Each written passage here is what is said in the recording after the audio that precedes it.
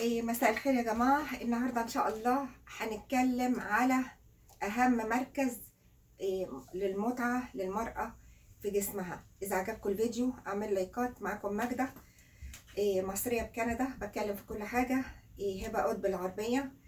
بتمنى إن القناة توصل ل100,000 عشان بقالها سنة ونص، وأقل واجب إنكم تدعموا الفيديو باللايكات علشان أنا أستحق يعني. هنتكلم النهاردة على الكيتوريست اللي هو البذر، اللي هو أهم مكان في جسم المرأة، بيسبب لها استمتاع، وهو ده اللي بتوصل ليه عن طريق العادة السرية للأورجازم. طبعا المكان ده فيه 8000 نهاية عصبية. اوكي.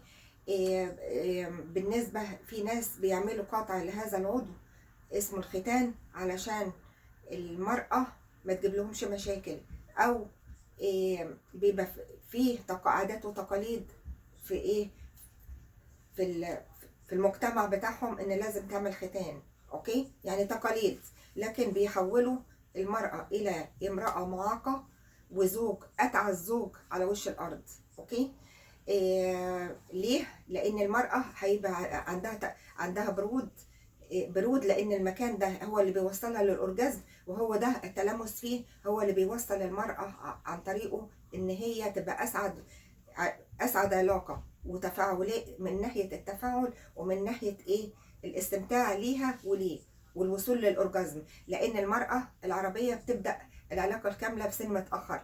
كل ما تبتديها العلاقة الكاملة في سن مبكر توصل للاورجازم عن طريق العلاقة اللي هي الكاملة، ولكن كل ما تبتدي متأخر ما تقدرش توصل للأورجازم إلا عن طريق المكان ده اللي فيه 8000 نهاية عصبية. وكله بقى التعامل مع المكان ده علشان المرأة تبقى في أحسن أوضاعها، وتبقى يعني تحب العلاقة مع الرجل.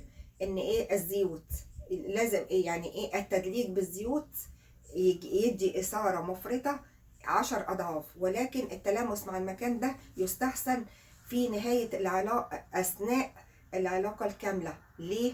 علشان يسرع من إن هي توصل للأورجازم، لأن هي مش هتقدر توصل للأورجازم عن طريق العلاقة الكاملة عشان بديها متأخر. طبعا في منطقة اسمها الجي سبوت في بداية المهبل، هنتكلم عليها مرة تانية. احنا النهاردة هنتكلم على الكيتوريست علشان الموضوع يتعلق بمراكز، أول مركز للمتعة للمرأة وأهمه وكده.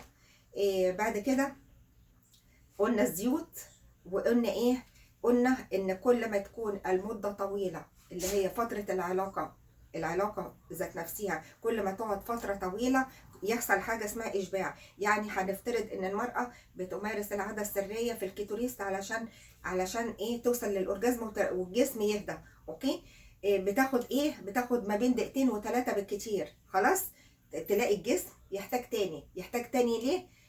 كل شويه يحتاج، لان ده في هرمونات ماشيه في جسمنا، والهرمونات دي بتعمل بتخلي الجسم محتاج ان هو يا اما انتصاب يا اما عايز حاجه ملحه عليه، فترجع تعملها تاني وتالت ورابع، وبرده مش هتوصل للمتعه الكافيه. لان في اللي بيوصل علشان تبقى يعني العلاقة دي تبقى شبعان فيها، لازم يتفرز فيها الناقلات دي اللي هو الدوبامين والاكسيتوسين. الاتنين دول كل ما بتزيد المدة طويلة في العلاقة من أولها لآخرها فترة طويلة، يتفرزوا الناقلين دول. وما يتفرزوا كل ما يتفرزوا أكتر كل ما يحصل حاجة اسمها إشباع. يقولك دخلت في علاقة بقالي اقعد عليها اسبوع، اقعد عليها 3 ايام. هي دي الناقلات هي المسؤولة عن الاشباع وليست العلاقة. لان ممكن تجيب الزيوت وتعمل مداهمة فيها وتخلص بعد دقيقتين. اوكي، انبسطتي انبسطت، ولكن مش كافية. ليه؟ لان هيحصل للجسم عدم اشباع. فعدم الاشباع نتيجة قيصر طول المدة بتاعت الجماع. اوكي، كل ما تكون قصيرة الناقلات دي تتفرز قليل، وكل ما تتفرز كتير كل ما يحصل اشباع للطرفين، سواء الراجل او الست، لان بيتفرزوا للطرفين. اوكي، فهي ما بتحصل لوحديها ما بتبقاش مشبعة. وهو كمان لما يمارس العادة السرية لوحده بتاخد دقيقتين 3، بيقول لك خلصت العادة السرية وبعديها بساعة عايز تاني، لان الجسم فيه هرمونات بتشتغل. اوكي، الهرمونات دي طبعا بتقل بكبر السن، وبايه بالنسبه للمراه بتقل في فتره ايه الحمل والولاده والمينوبوز، وايه تنخفض الرغبه الداخليه والخارجيه. اوكي ماشي. فايه يعني بمعنى في حاجه اسمها المراحل العمريه، بتنخفض الرغبه للمراه بعد سن 48، بتنخفض صاروخ من 48 ل 52، وتبقى هي ايه هي هوا ماشي. في بقى اكلات، وفي حاجه اسمها هرمونات صناعيه بتتاخد للفنانين، علشان الهرمون الجنسي مش مسؤول عن الجنس، امال مسؤول عن ايه؟ مسؤول عن الشعر يبقى كويس، ومسؤول عن الجلد ما يكرمش، ومسؤول عن العضلات ما ترتخيش، ومسؤول عن النشاط والحيويه والقوه، ومنع جميع الامراض. اوكي يعني ايه؟ يعني الهرمونات الجنسيه ما تقل المرض يخش. اوكي ماشي. الامراض كلها بقى اللي هي السرطان وكله ماشي. فالهرمون الجنسي ليه ايه؟ ليه وظيفه فظيعه في حيويه الجسم من الف تو زد. اوكي ماشي. والايه والعمليه الايض ان هي تنخفض، وتلاقي الست عماله وزنها يزيد. لما تشوف واحده صغيره كده ووزنها زايد، اعرف ان عندها الهرمون الجنسي ايه واقع. اوكي بعد كده الايه المرأة تحب ان حد يمارس لها في المكان ده، طبعا تحب، لان ايه القيمة ماشي.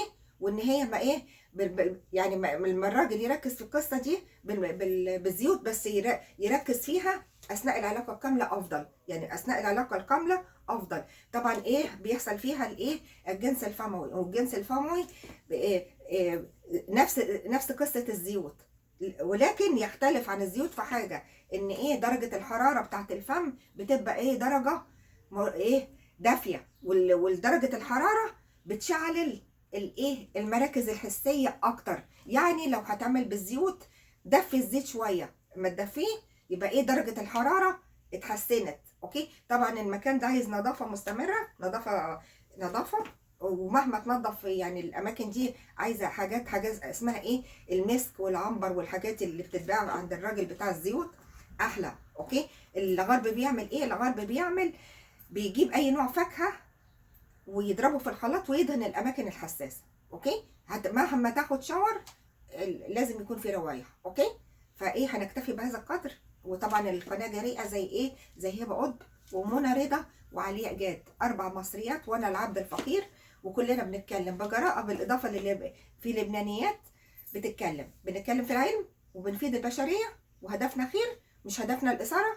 بنعمل كل حاجه علشان البشريه تتحسن، علشان نسبه الطلاق ارتفعت ايه في اول سنه جواز، وده خارج للطبيعه. ونشوفكم بخير ان شاء الله.